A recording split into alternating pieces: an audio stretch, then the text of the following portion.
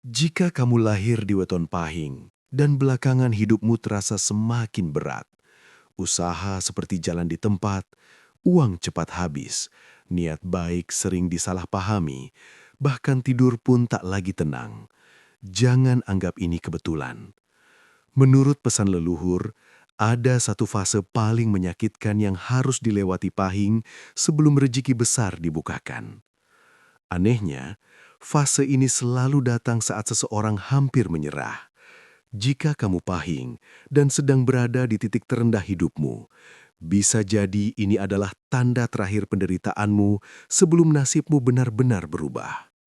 Assalamualaikum dan salam sejahtera untuk kita semua.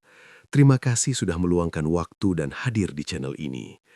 Konten ini dibuat sebagai pengingat dan penguat batin, khususnya untuk kamu yang lahir di weton pahing dan sedang berjuang dalam diam.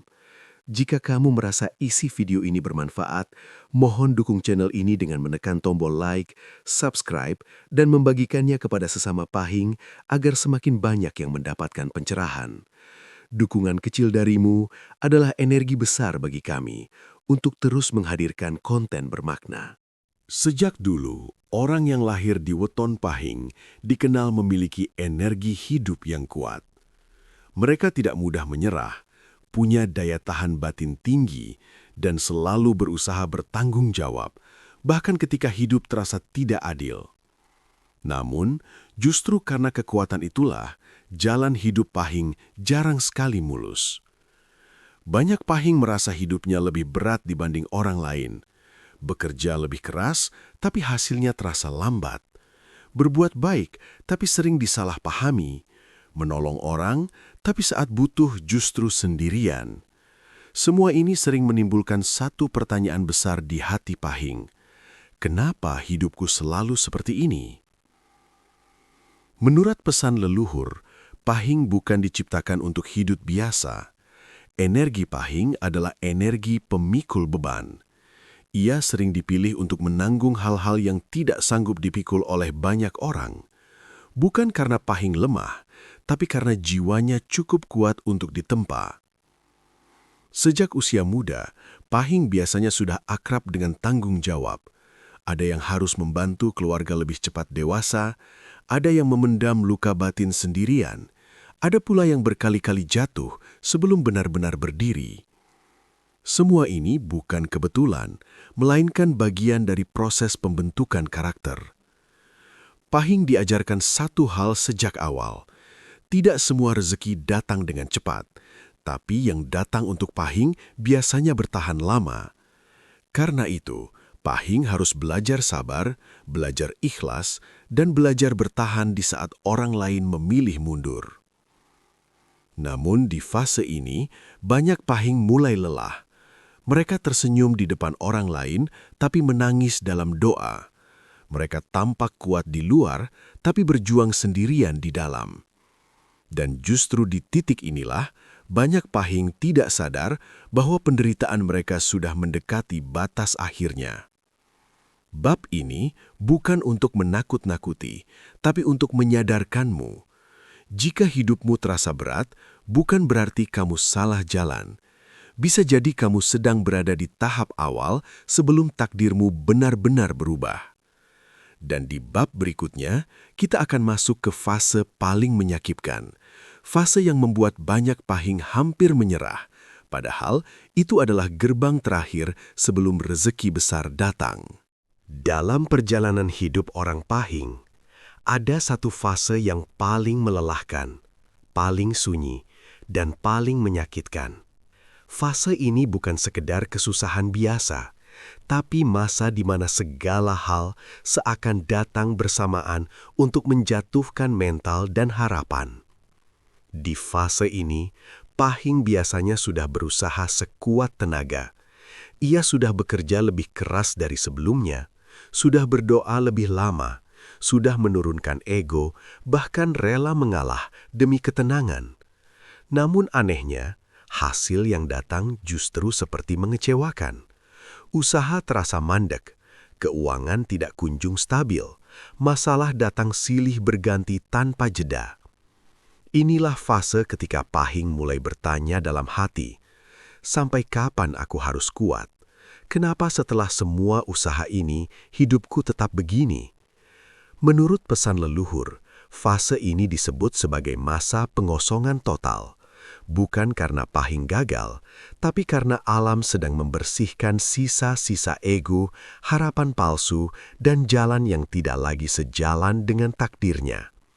Segala sesuatu yang rapuh akan runtuh, hubungan yang tidak tulus akan menjauh, rencana yang tidak kuat akan dipatahkan.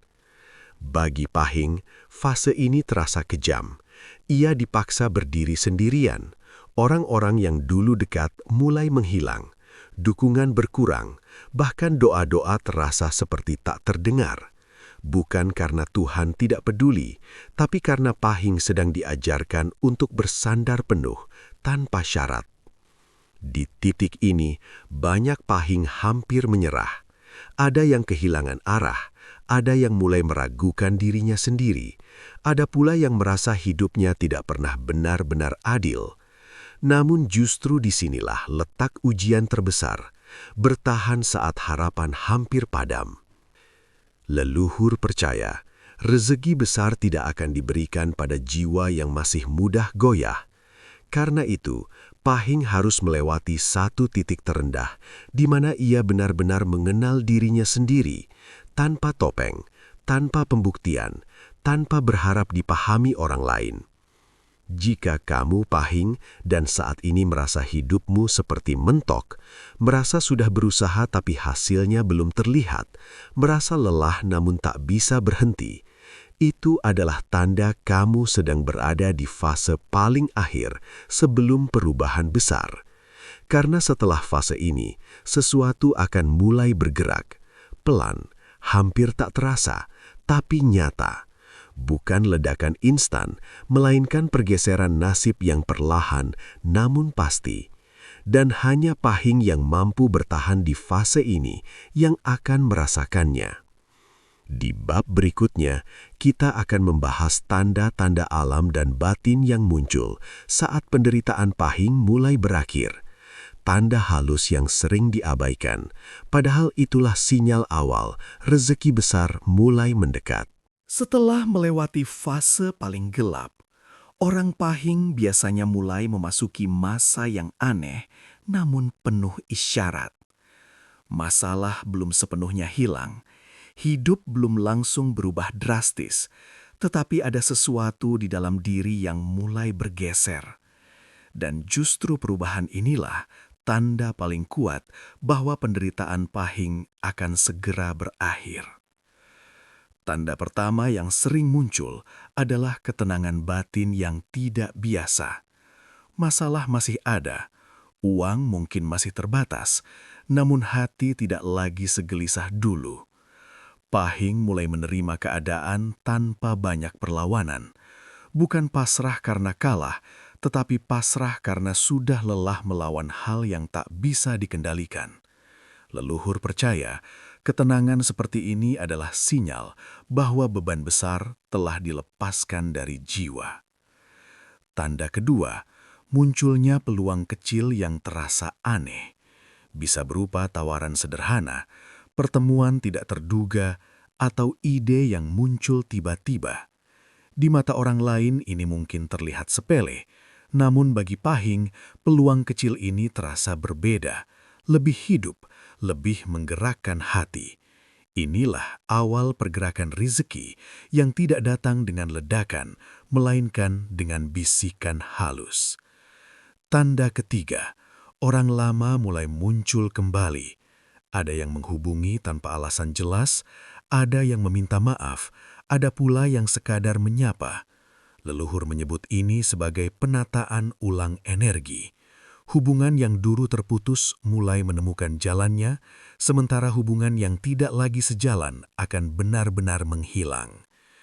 Tanda keempat, kepekaan batin Pahing meningkat. Ia lebih mudah merasakan mana yang benar dan mana yang menyesatkan.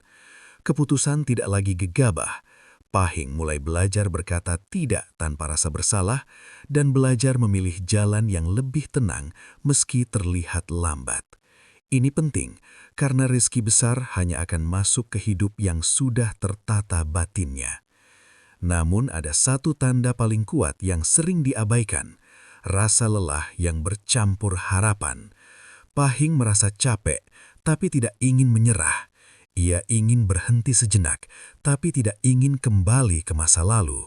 Inilah pertanda bahwa jiwa Pahing sudah naik kelas. Ia tidak lagi digerakkan oleh ambisi semata, melainkan oleh kesadaran. Di fase ini, alam sedang menguji satu hal terakhir, kesabaran tanpa tuntutan. Jika Pahing mampu tetap rendah hati, tetap bersyukur pada rizki kecil, dan tidak berburu-buru memaksa hasil, maka pintu besar akan mulai terbuka sedikit demi sedikit.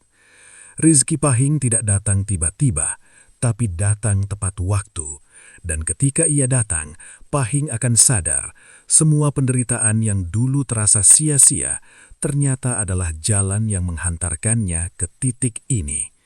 Di bab berikutnya, kita akan membahas kesalahan fatal yang sering dilakukan Pahing justru saat rizki mulai mendekat. Kesalahan kecil yang bisa membuat pintu rizki kembali tertutup jika tidak disadari. Saat penderitaan mulai meredah dan rezeki pelan-pelan bergerak, justru di titik inilah orang Pahing menghadapi ujian yang paling berbahaya. Bukan lagi ujian berupa kesusahan, melainkan ujian sikap batin. Banyak Pahing tidak sadar bahwa kegagalan terbesar sering terjadi bukan saat jatuh, tapi saat hampir bangkit. Kesalahan fatal pertama adalah terburu-buru ingin hasil besar. Setelah terlalu lama menderita, Pahing sering ingin semua berubah sekaligus. Ingin cepat kaya, ingin cepat diakui, ingin cepat membuktikan diri. Padahal, rezeki Pahing bekerja dengan ritme yang berbeda. Jika dipaksa, yang datang justru kekacauan, bukan berkahan. Kesalahan kedua adalah mulai membandingkan diri dengan orang lain. Di fase ini, Pahing sering melihat orang lain seolah melesat lebih cepat. Timbul rasa iri, kecewa, bahkan marah pada nasib. Leluhur mengingatkan, rezeki bukan lomba. Saat Pahing menoleh terlalu sering ke jalan orang lain, ia bisa kehilangan fokus pada jalannya sendiri. Kesalahan ketiga yang paling sering terjadi adalah meremehkan rezeki kecil.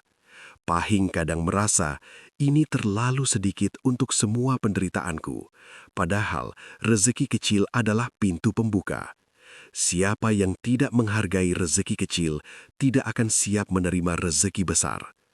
Alam selalu menguji rasa syukur sebelum memperbesar wadah rezeki.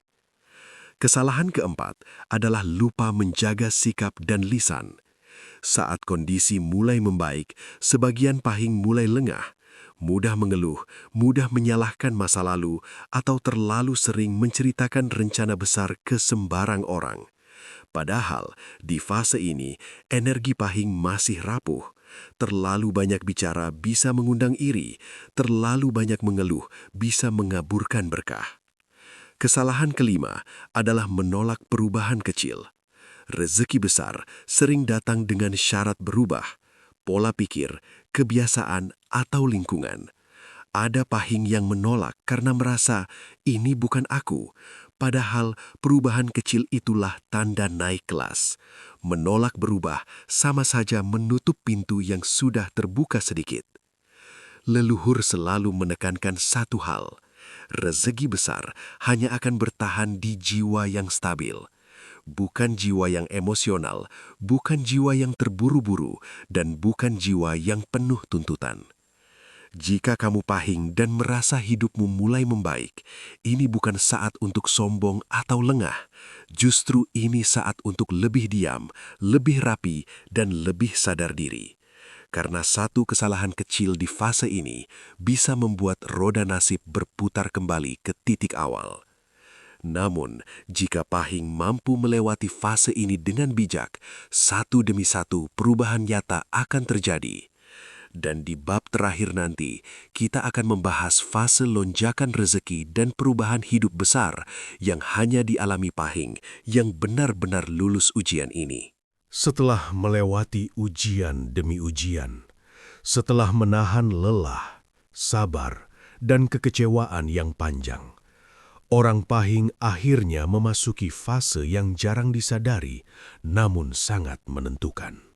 Fase lonjakan rezeki dan perubahan hidup. Fase ini tidak datang dengan gemuruh, tetapi dengan kepastian yang perlahan namun nyata. Di fase ini, Pahing mulai merasakan hidup yang lebih mengalir. Masalah masih ada, tetapi tidak lagi menekan seperti dulu. Jalan keluar terasa lebih mudah ditemukan. Rezeki datang dari arah yang sebelumnya tidak pernah terpikirkan. Ada peluang yang tiba-tiba terbuka, ada bantuan yang datang di saat paling tepat, dan ada kepercayaan yang mulai diberikan orang lain kepada Pahing. Lonjakan rezeki Pahing sering tidak langsung berupa jumlah besar, melainkan stabilitas. Penghasilan mulai konsisten, usaha yang dulu terseok mulai menemukan ritmenya, dan keputusan-keputusan hidup terasa lebih tepat sasaran. Inilah tanda bahwa Pahing sudah siap memegang rezeki yang lebih besar. Perubahan paling terasa justru terjadi di dalam diri. Pahing menjadi lebih tenang, lebih bijak, dan tidak mudah terpancing emosi.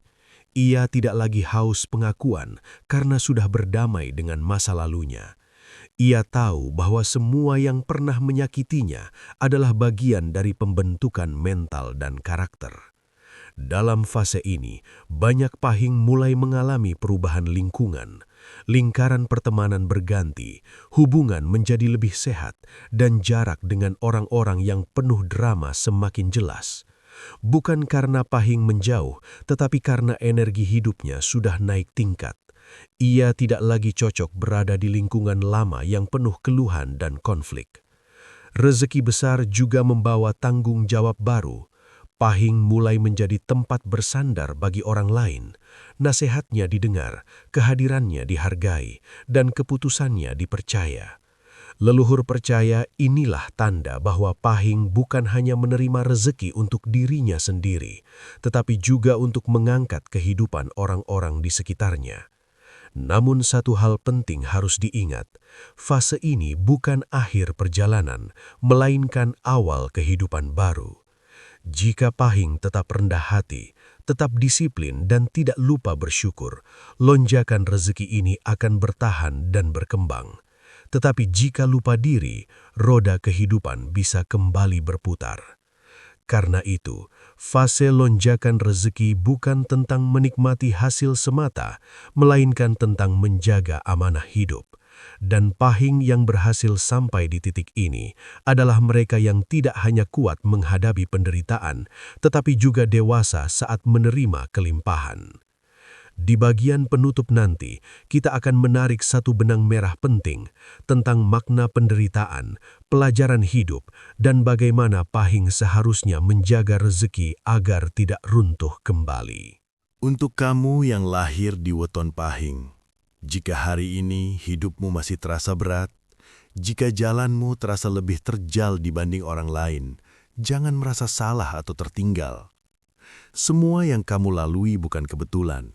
Setiap air mata, setiap doa yang terasa sunyi, setiap usaha yang belum terlihat hasilnya, semua itu sedang membentukmu menjadi pribadi yang lebih kuat dan lebih layak menerima rizki besar. Ingatlah satu hal penting. Penderitaan bukan tanda kamu gagal, tetapi tanda kamu sedang diproses. Tidak semua orang dipilih untuk melewati jalan seberat ini. Dan jika kamu masih bertahan sampai detik ini, itu berarti kamu sudah lebih kuat dari yang kamu kira. Jangan bandingkan perjalananmu dengan siapapun. Jalan Pahing memang lambat, tapi ketika tiba waktunya, hasilnya dalam dan bertahan lama. Tetap rendah hati, jaga niat, dan jangan berhenti percaya bahwa semesta tidak pernah tidur. Terima kasih sudah menonton video ini sampai akhir. Semoga video ini menjadi penguat hati, pengingat makna hidup, dan penyemangat untuk terus melangkah.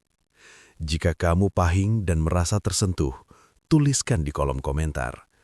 Pahing kuat, sebagai doa, pengakuan, dan penguat energi bersama. Sampai jumpa di video berikutnya. Semoga rizki, kesehatan, dan ketenangan selalu menyertai langkahmu.